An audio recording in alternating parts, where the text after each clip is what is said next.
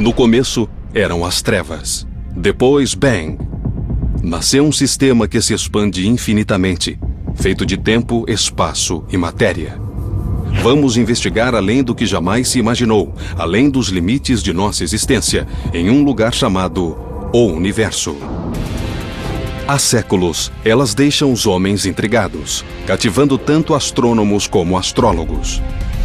O misterioso alinhamento entre as grandes pirâmides de Gizé e as estrelas de Órion podem ter sido mais que coincidência.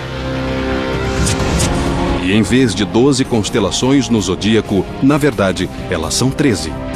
O que é esse 13º signo e por que foi esquecido? Os padrões que um dia orientaram marinheiros na travessia de águas traiçoeiras, hoje orientam os astrônomos na descoberta dos mistérios que se encontram nas constelações.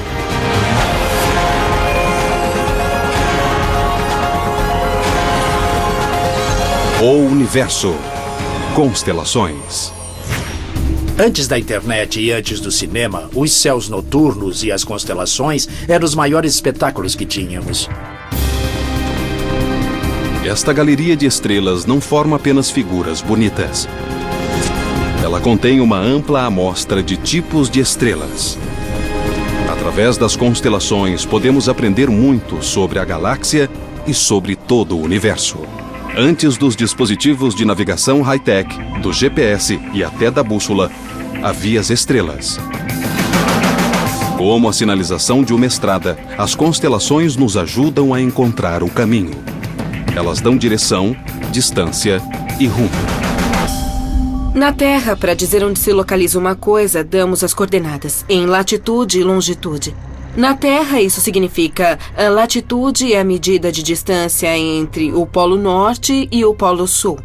E longitude é a distância de leste a oeste. O outro sentido.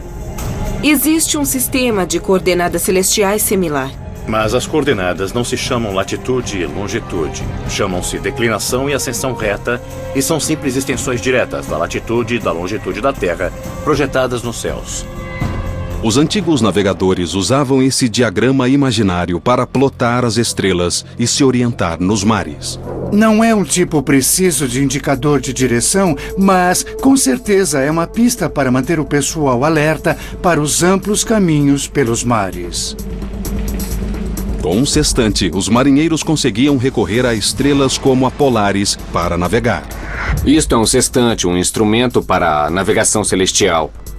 Quando esse corpo celestial chega ao que chamamos de braço inferior do horizonte, marcamos a posição, usando o tempo e os números nesse sextante. Dá para fixar a posição no mar. A navegação hoje usa estrelas feitas pelo homem, os satélites. Usando as estrelas que fabricamos, as posições no GPS e o diferencial do GPS, podemos definir a posição do barco com um erro mínimo, instantaneamente em qualquer lugar do mundo.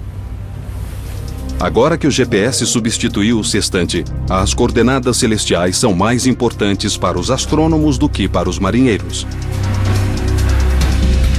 Embora o sistema de coordenadas dê uma ideia de para onde apontar os telescópios, o diagrama falha em um ponto grave. Ele supõe que as estrelas estejam todas à mesma distância de nós. Uma suposição totalmente errônea. Olhando para as estrelas à noite, todas parecem estar mais ou menos à mesma distância, como se estivessem num só plano. O mesmo acontece olhando a silhueta de uma cidade de longe, por exemplo, daqui até a cidade de Chicago. Embora aqueles prédios pareçam estar à mesma distância, estão a várias distâncias diferentes. A mesma coisa com as estrelas. Embora todas pareçam estar à mesma distância, algumas estão perto, outras bem mais longe. Então, como saber que estrelas estão perto e que estrelas estão longe? Essa é a mais difícil das respostas.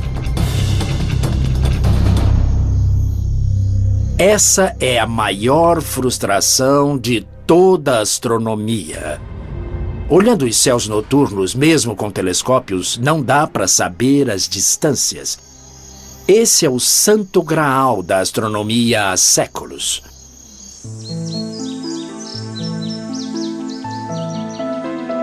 Estamos na Floresta Nacional de Angeles. Tenho aqui comigo um mapa das trilhas e quero fazer uma caminhada. Acho que vou para as cascatas Switzer, que no meu mapa não parecem muito longe. Uns 1.500 metros. Mas o problema é que eu posso estar subestimando a dificuldade da caminhada, porque meu mapa não leva em consideração um fator muito significativo, a elevação. Então, na verdade, minha caminhada de 1.500 metros pode acabar sendo uma subida de 3 quilômetros. É o mesmo com o meu mapa de constelações, que não diz a verdadeira distância entre duas estrelas. Embora pareçam estar lado a lado, uma pode estar bem mais longe do que a outra, e eu nunca vou saber se considerar só as coordenadas celestiais. Como os trilheiros na mata, os astrônomos confiam em pistas para avaliar as distâncias em nosso vasto e misterioso universo. Então, quando andamos na floresta, mesmo sem um mapa que informe a elevação, podemos usar nosso conhecimento da topografia local e os tipos de árvores para indicar a altitude. Por exemplo, certas árvores preferem elevações mais baixas, outras preferem grandes altitudes. Os astrônomos também usam certos tipos de estrelas de referência como sinais familiares, como medidas de distância.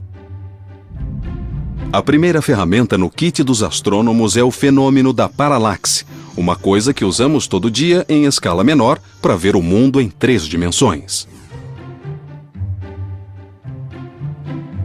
Para entender a paralaxe, basta um exercício muito simples que qualquer um pode fazer. Olhe para o seu dedo. Depois, olhe para uma coisa bem distante. Se usar o olho direito e alinhar seu dedo com um objeto à distância, e depois usar o olho esquerdo, vai ver que seu dedo parece, na verdade, se mexer dramaticamente. Essa aparente mudança é causada pela distância entre nossos 2 olhos. Os astrônomos medem a paralaxe só olhando para uma estrela em uma posição e depois olhando para ela de novo 6 meses depois, quando ela já se afastou o máximo possível do nosso ponto de observação. Porque em 6 meses a Terra chegará à maior distância possível da posição original. Quanto mais perto a estrela, maior a paralaxe. O problema é que as estrelas não estão muito perto. Mesmo o ângulo de paralaxe da estrela mais próxima de nós, a Próxima Centauri, é difícil de medir. É menos de 1 segundo de arco. O que é 1 segundo de arco? São 360 graus num círculo. Cada grau tem 60 minutos de arco. E cada minuto de arco tem 60 segundos de arco. A Próxima Centauri tem uma paralaxe de 0,7 de segundo de arco. É muito pequena. Para transpor a distância até estrelas mais distantes ainda, os astrônomos contam com um sinal de orientação familiar, da mesma forma que a guarda costeira usa um farol. Os homens e mulheres da guarda costeira sabem que todo farol tem uma frequência de pulsação diferente. Um pode brilhar 2 vezes por minuto, o outro 4 vezes. Eles podem usar isso para determinar sua posição exata só com base no padrão. Do mesmo jeito, os astrônomos podem usar um farol cósmico chamado estrela variável pulsante. A constelação de Cefeu, batizada com o nome do rei mítico da Etiópia, tem 57 estrelas visíveis, inclusive a Delta Cephei, uma estrela variável que é o protótipo das variáveis pulsantes. Por uma sutileza da natureza, as cefeidas marcam o tempo como um metrônomo. Quanto maior e mais brilhante, mais devagar a cefeida vai pulsar. O que nós fazemos é achar uma variável pulsante, medir seu período de pulsação, que pode ser de 10 ou 60 dias, e obter uma vela padrão. Só então poderemos determinar a que distância essa estrela está. Uma vela padrão é uma base de comparação. Uma estrela de luminosidade e distância conhecidas que se pode comparar com estrelas semelhantes. Uma lâmpada brilha com uma certa luz que corresponde a uma certa quantidade de watts. Mas essa luz vai parecer muito mais brilhante se você estiver bem perto da lâmpada do que se estiver a 3 metros dela. Então, a luminosidade da estrela não muda. É aquela. Mas a magnitude aparente depende de onde você está, da distância em que está. Se está perto do objeto ou se está olhando do outro lado da rua. Se uma cefeida não parece tão brilhante, deve estar muito longe. Os astrônomos conseguem calcular a distância com base na palidez de sua aparência. Olhando minha variável pulsante e plotando a curva da luz em quanto tempo passa de brilhante a pálida e a brilhante de novo, eu sei qual é o brilho intrínseco dessa estrela. E consigo calcular a distância das estrelas variáveis, observando seu período de variação. Foi assim que Edwin Hubble conseguiu determinar que Andrômeda estava 2 milhões de anos-luz além de nossa galáxia. Mas as variáveis pulsantes têm limite. Para medir as distâncias para além de Andrômeda, os astrônomos contam com as supernovas.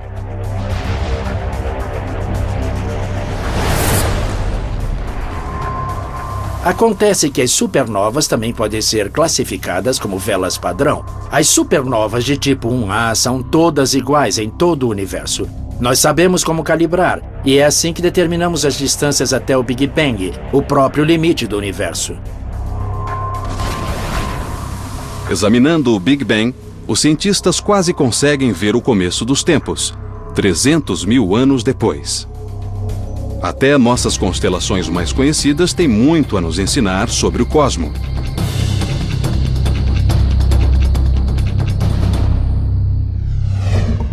Órion, que em grego quer dizer caçador, tem 77 estrelas visíveis. Alnitak, Alnilam e Mintaka são as 3 estrelas no cinturão de Órion. Nos tempos modernos, ao caçar Órion, os astrônomos acharam uma variedade de objetos impressionantes. Quando vejo Órion, vejo também a vida e a morte das estrelas. Logo abaixo do cinturão está um pequeno borrão chamado Orion Nebula. É um berçário de estrelas bebês, e dá para ver ao olho nu. Órion também guarda um par de joias estelares. No ombro superior esquerdo de Órion, você vai ver a gigante vermelha Betelgeuse. Deixando o olhar para a direita, na estrela que seria, digamos, a perna, você vai ver a supergigante azul Rigel. A Betelgeuse, como supergigante vermelha, é uma estrela em seus últimos suspiros. Uma supergigante vermelha é uma estrela bem mais fria que nosso Sol, mas é muito maior. A Betelgeuse tem 14 vezes a massa do nosso Sol. Quando seu combustível nuclear acabar, ela vai se tornar instável e implodir em uma supernova colossal. E pode acontecer a qualquer momento. E quando explodir, vai iluminar todo o céu noturno, sendo visível até durante o dia. Talvez já tenha explodido. Está a 427 anos-luz da Terra. Ou seja, talvez já tenha explodido, mas ainda não deu tempo da luz chegar até nós. A supernova vai atrair mais atenção para os céus, que nos encantam há milhares de anos. Os antigos egípcios consultavam os céus para saber quando plantar e quando colher. Cada estrela possuía um significado sagrado. Chamavam Sírius, na constelação Cão Maior de Estrela de Ísis. O aparecimento de Sírius antes do alvorecer, durante o solstício de verão, indicava a cheia anual do rio Nilo. Outras constelações, como Órion, podem ter tido significado arquitetônico. Os egiptólogos já fizeram muitas vezes a pergunta por que os antigos egípcios construíram 3 grandes pirâmides ligeiramente desalinhadas? Porque tinham réguas ruins milhares de anos atrás? As 3 pirâmides parecem estar alinhadas com as 3 estrelas da constelação de Órion. O que significa esse alinhamento? Foi coincidência ou as pirâmides foram intencionalmente projetadas dessa forma? As pirâmides de Gizé nos seduzem com seu mistério arqueológico e fascínio histórico. Alguns cientistas acham que as pirâmides têm certa importância astronômica. Já se disse que a disposição das 3 grandes pirâmides no platô de Gizé, inclusive a Grande Pirâmide, estão distribuídas no chão, imitando as 3 estrelas do cinturão de Órion. É minha conexão preferida entre eventos na Terra e eventos nos céus. Mas os antigos egípcios não viam um caçador em Órion, como nós. Eles viam Osíris, o deus do renascimento.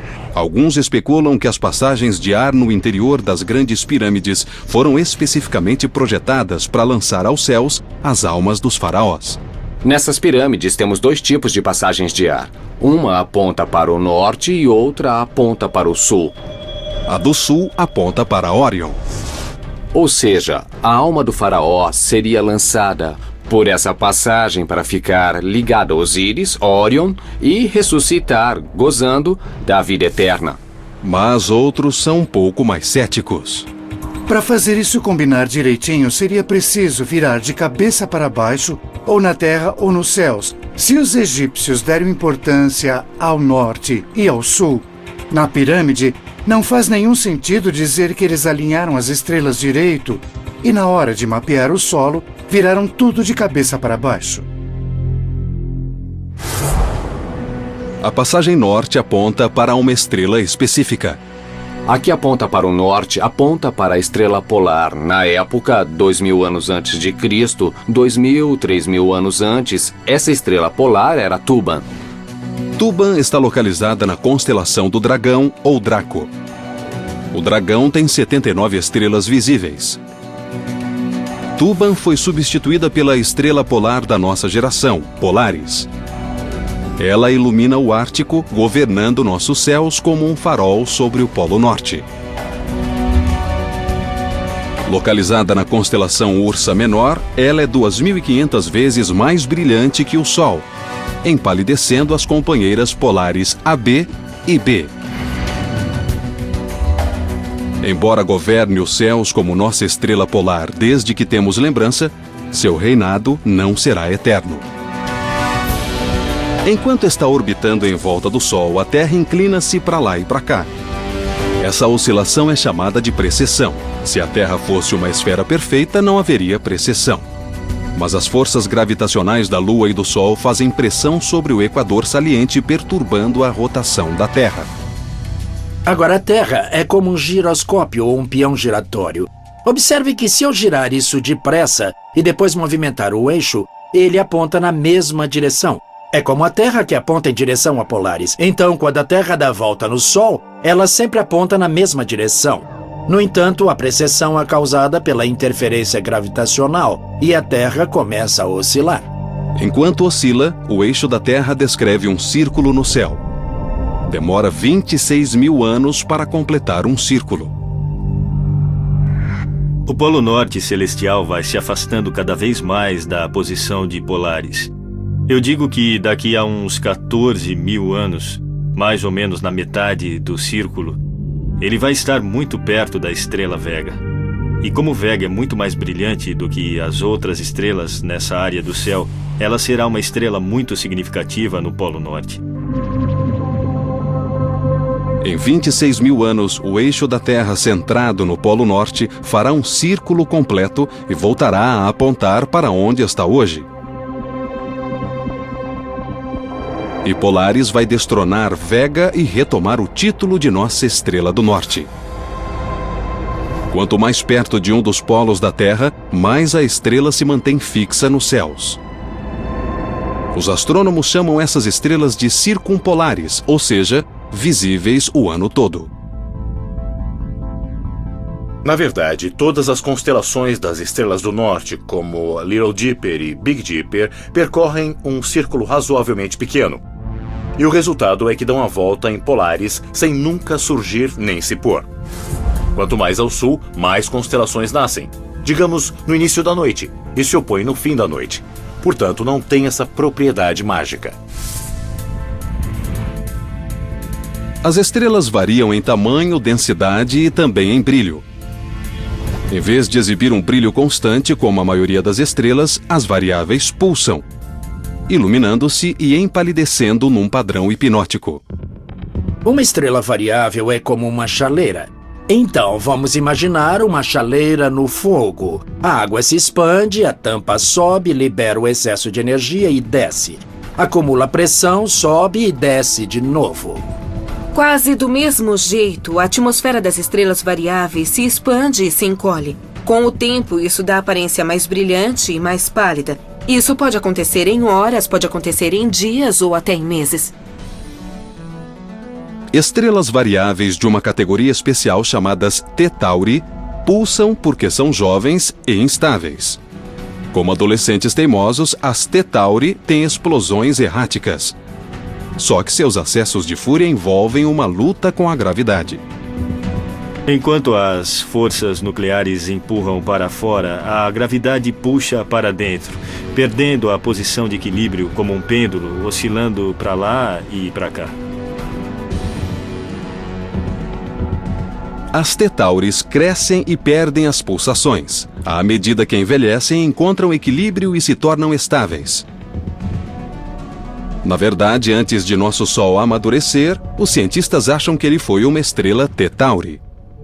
Talvez essa seja a melhor ideia de como era o nosso sistema solar e nosso Sol quando se formaram no início de sua evolução. E nós sabemos, por exemplo, que as nuvens de poeira e gás em volta dessas estrelas são bastante confusas.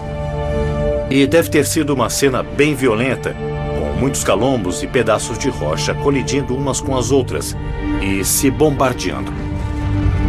As primeiras estrelas T Tauri foram identificadas na constelação de Touro.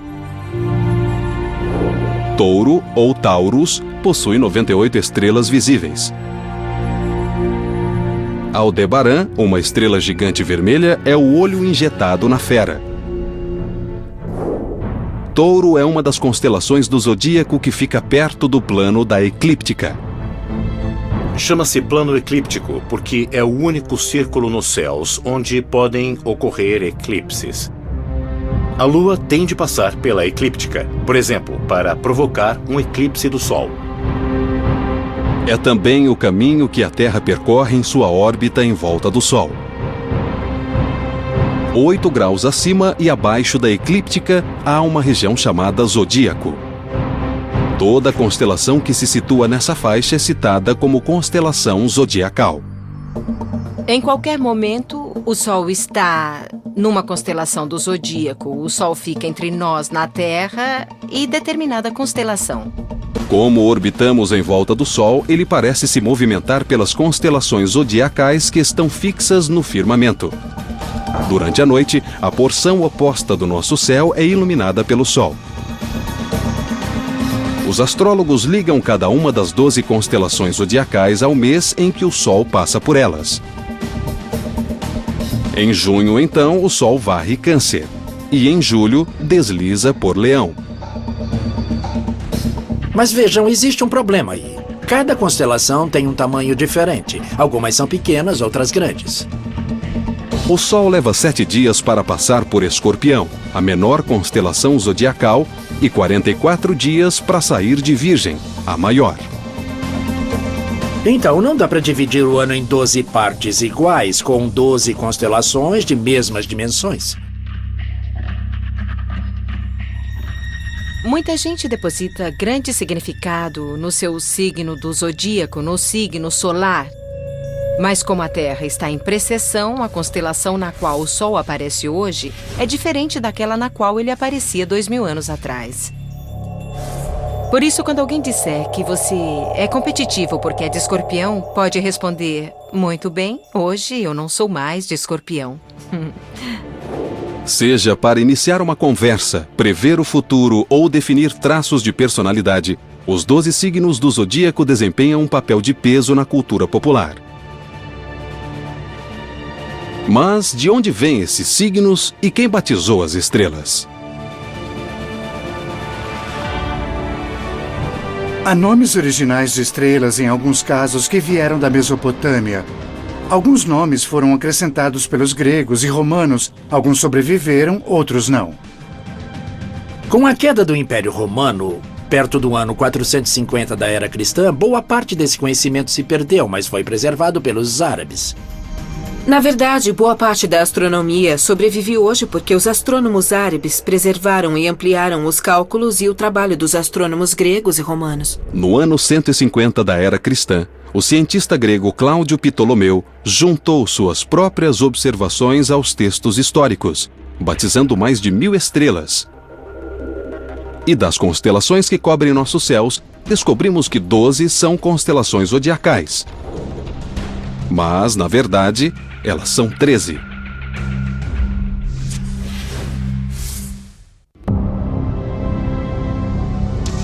Mesmo que não sejamos adeptos da astrologia, quase todos sabemos qual é nosso signo astrológico. O que a maioria não sabe é que, em vez de 12 constelações zodiacais, na verdade, existem 13. Ofiuco, que em grego significa caçador de serpente, é nosso signo esquecido. Tem 55 estrelas visíveis e é onde está Barnard, a estrela que mais rápido se move em nosso firmamento. Aninhada entre Escorpião e Sagitário, Ofiuco deixa pequenas as constelações vizinhas. Embora seja um dos 48 padrões originais de estrelas que Ptolomeu classificou, alguns cientistas especulam que ela teria sido dispensada como signo zodiacal para se manter um número par de 12. Outros acham que a precessão poderia ter empurrado Ofiuco para fora do zodíaco, mas a verdadeira resposta ainda é um mistério. A única estrela no universo que não pertence a uma constelação específica é o nosso Sol. Em termos comparativos, o Sol é uma estrela típica de massa média que está envelhecendo. Mas estrelas com 50 ou 100 vezes a massa de nosso Sol são chamadas estrelas Wolf-Rayet. A mais brilhante delas, que se pode observar, é a Gamma Velorum, na constelação Vela. Essas massivas estrelas são extremamente luminosas e estão em seus últimos estágios de evolução. A razão de serem tão luminosas é que estão derramando energia e radiação de modo tão furioso que essa força é suficiente para empurrar as camadas externas da atmosfera dessa estrela. Essas estrelas se evaporam, tal o calor e a radiação que geram, restando apenas um núcleo central muito, muito quente. Embora os cientistas não tenham observado diretamente a morte de nenhuma, a especulação é que as estrelas Wolf-Rayet terminem a vida em colossais explosões de supernova, ou talvez se extingam formando massivos buracos negros. Mas antes disso, elas exibem um show espetacular, explodindo todas as suas camadas externas de gás no meio interestelar. Hoje, nossa rede de telescópios de solo e espaciais permite aos astrônomos ver qualquer ponto nos céus. Mas os antigos astrônomos no hemisfério norte não podiam ver que o hemisfério sul oferece uma visão totalmente diferente. No hemisfério sul, o detalhe de maior destaque nos céus noturnos é a Via Láctea. Na Via Láctea existem zonas que são escuras, são nuvens de poeira, mas quando se olha da Terra, são só escuras, contra um fundo de uma Via Láctea e de estrelas muito brilhantes. É a coisa mais notável. Essas nuvens escuras parecem buracos na faixa estrelada da Via Láctea. Existe um padrão tão peculiar nesses buracos que algumas civilizações, inclusive especialmente os Incas na América do Sul, identificavam essas manchas escuras como absorções ou constelações mesmo. Estas densas formações de poeira são conhecidas como constelações de nebulosa escura. Existe uma incrível ausência de estrelas numa região perto do centro da galáxia, que é chamado de saco de carvão. É uma nuvem de poeira tão densa que bloqueia toda a luz das estrelas atrás dela. Hoje o saco de carvão está na constelação Cruzeiro do Sul. A Cruzeiro do Sul, ou Crux, é a menor constelação e tem 20 estrelas visíveis. Os marinheiros confiavam nas estrelas Alfa e Gama dessa constelação para localizar o Polo Sul, já que não existe estrela polar no hemisfério sul. Com o desenvolvimento da astronomia, a comunidade científica se deu conta de que precisava unificar os nomes e formas das constelações. Em 1922, formou-se o grupo International Astronomical Union. Era como que um corpo político de cientistas designados para dividir os céus e definir os limites. Todo mundo concordaria assim com eles. Esses limites se baseavam nas constelações históricas. O grupo adotou a maioria das constelações originais de Ptolomeu e acrescentou outras, para incluir todas as estrelas visíveis sem sobreposição. Algumas foram batizadas mais recentemente no hemisfério sul, quando os europeus deram uma boa olhada nos céus meridionais. Ao todo, 88 constelações oficiais cobrem os céus noturnos. Mas há pequenas coleções de estrelas que formam padrões óbvios, chamadas asterismos, como a Little Dipper e a Big Dipper. A Big Dipper é composta das estrelas mais brilhantes da Ursa Maior. A Ursa Maior tem 71 estrelas visíveis. A Big Dipper é reconhecida por sua semelhança com uma concha de cozinha. A Big Dipper é, provavelmente, o objeto mais fácil de achar no céu, mesmo que não se conheça mais nada. Embora seja um asterismo tão familiar, a Big Dipper ainda é cheia de surpresas. A segunda estrela no cabo da concha, a Mizar, parece um único ponto de luz, mas um olhar mais atento revela que são 5 estrelas chamejantes. Cygnus ou Cisne tem 79 estrelas visíveis. Uma estrela chamada Deneb é uma usina de energia termonuclear que forma a cauda do cisne. Com 200 vezes o diâmetro do nosso Sol e 250 mil vezes mais brilhante, Deneb é um dos maiores exemplos de uma estrela branca supergigante. É uma estrela numa fase de evolução bastante incomum. Existem poucas estrelas como ela, e elas não passam muito tempo da vida em condições de luminosidade tão forte. As supergigantes brancas são raras, porque a estrela está em transição de supergigante vermelha a azul, uma fase que dura apenas alguns milhões de anos. Isso pode parecer muito tempo segundo os padrões humanos, mas para uma estrela é menos de 1% de sua vida. Para uma constelação batizada com o nome de uma ave tão graciosa, Cisne carrega cicatrizes de um passado violento. Cisne também abriga uma coisa chamada Cygnus Loop, que é um resto da supernova, uma estrela que explodiu em pedaços, basicamente. Um buraco negro aberto chamado Cygnus X1 ocupa o coração do Cisne. Cygnus X1 é um buraco negro de massa sólida, 8,7 vezes a massa do nosso Sol, que está em órbita de outra estrela. Cygnus X1 foi o primeiro buraco negro a ser registrado. Detectamos Cygnus X1 não tanto por causa do buraco negro, porque é preto e é muito difícil de ver, mas por causa do seu efeito na companheira, que é uma estrela gigante. O buraco negro está lentamente devorando a companheira. E, com o tempo, provavelmente vai engolir a estrela. E quando isso acontecer, uma constelação vai perder uma estrela. E nossa percepção do firmamento noturno vai mudar para sempre.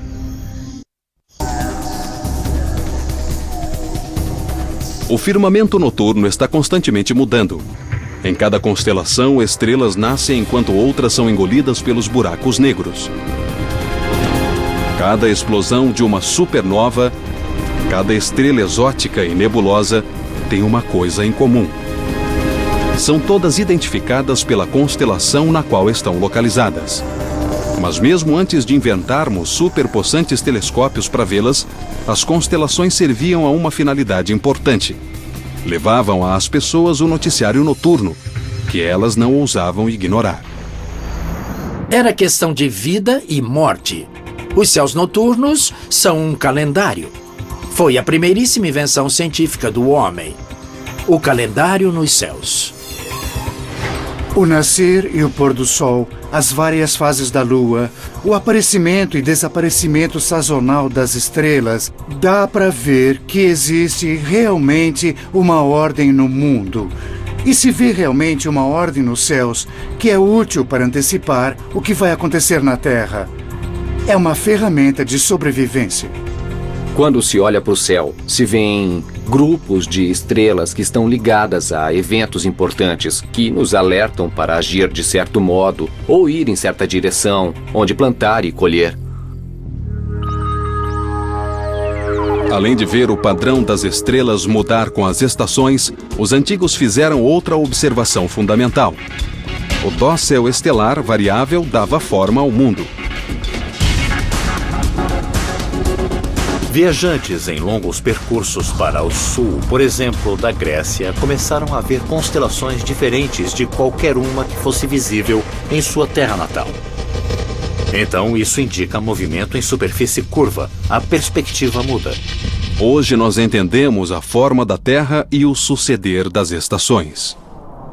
Mas as constelações não perderam sua utilidade. Em vez de revelar segredos sobre a Terra, elas nos ajudam a compreender as estrelas. Uma constelação é bem parecida com o Museu de Arte. No Museu de Arte, você vai ver artistas que usaram vários tipos de materiais, tintas, fotografias e objetos comuns.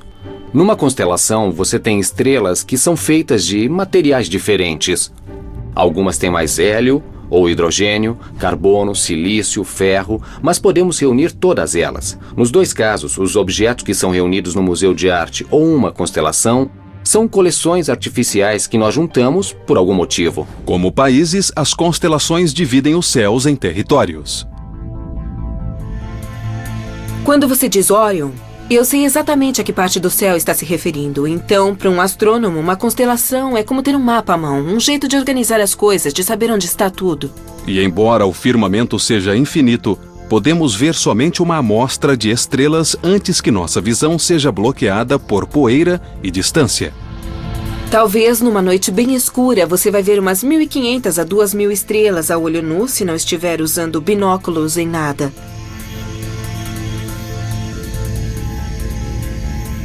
O que se vê é só uma fração mínima do que existe. Seria como olhar a população dos Estados Unidos, 350 milhões de americanos, e ver 5 pessoas. Centauro ou Centaurus contém 101 estrelas visíveis. 2 delas, Alfa e Beta Centauri, são as estrelas mais brilhantes do nosso firmamento.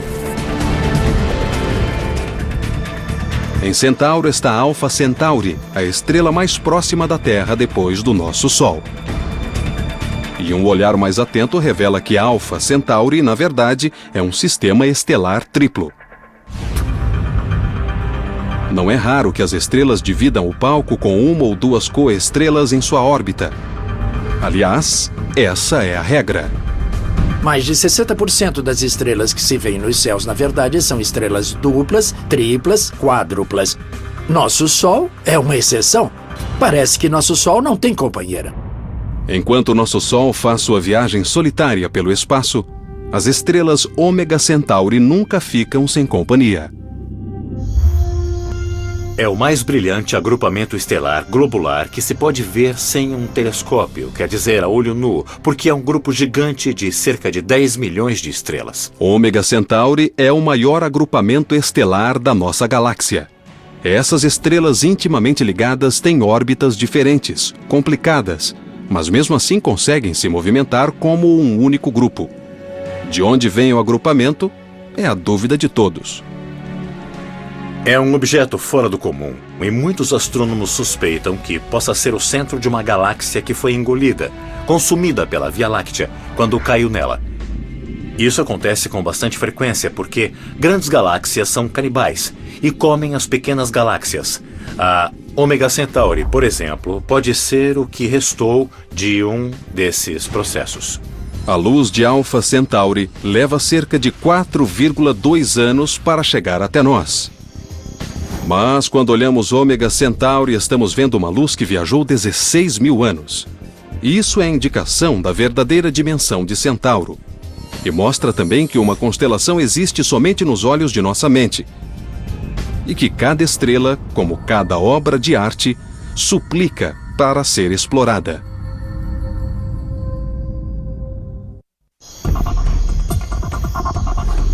As constelações organizam os céus noturnos e o tornam quase compreensível. Enquanto contemplamos as luzes piscando, é fácil esquecer que cada uma é um dos bilhões de sóis chamejantes, fundindo elementos e talvez criando novos mundos. A distância não permite que tenhamos noção do poder das estrelas. Nem permite que tenhamos noção da infinita profundidade do espaço que estamos vislumbrando.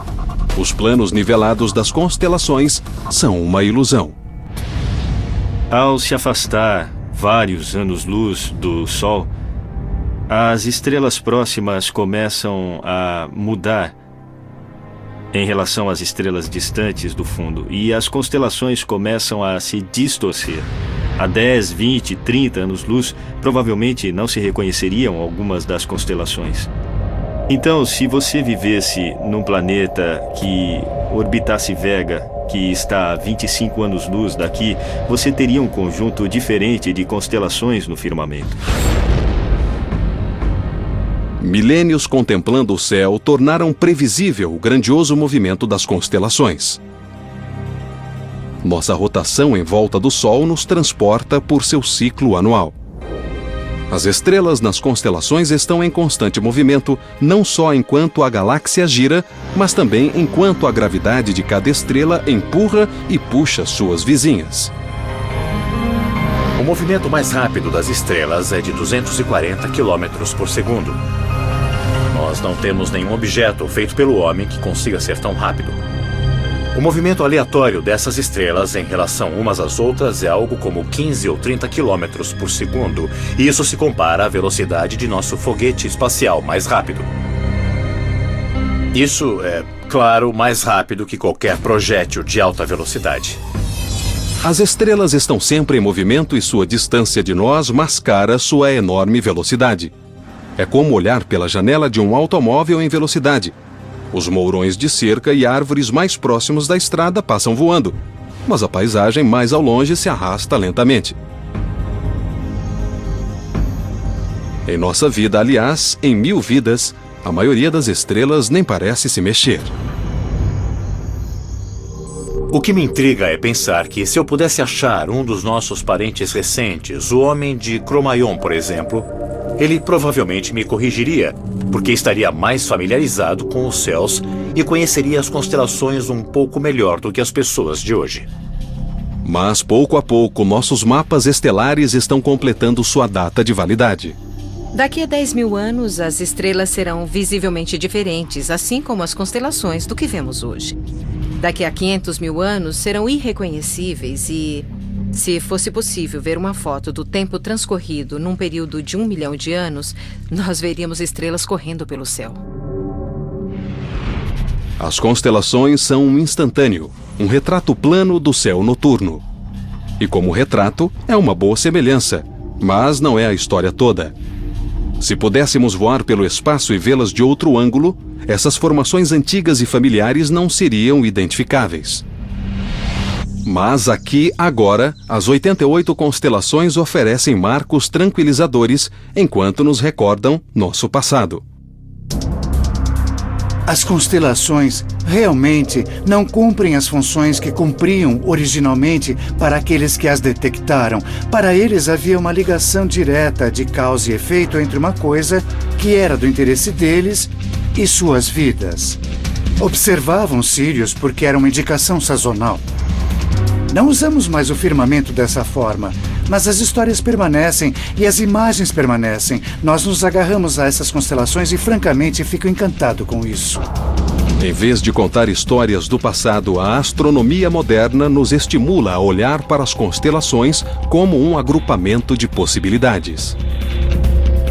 A maioria das constelações tem 3 a 5 planetas nelas. E daqui a mais alguns anos vamos identificar talvez centenas de planetas semelhantes à Terra orbitando outras estrelas. E vamos ter uma revelação toda noite, percebendo que quando olhamos as constelações, alguém pode estar nos olhando. Num espaço tão vasto onde só podemos ver uma pequena fração do nosso universo, olhamos para as estrelas imaginando o que significa tudo isso. Projetar padrões, inventar histórias, tentar solucionar os mistérios guardados por nossas constelações.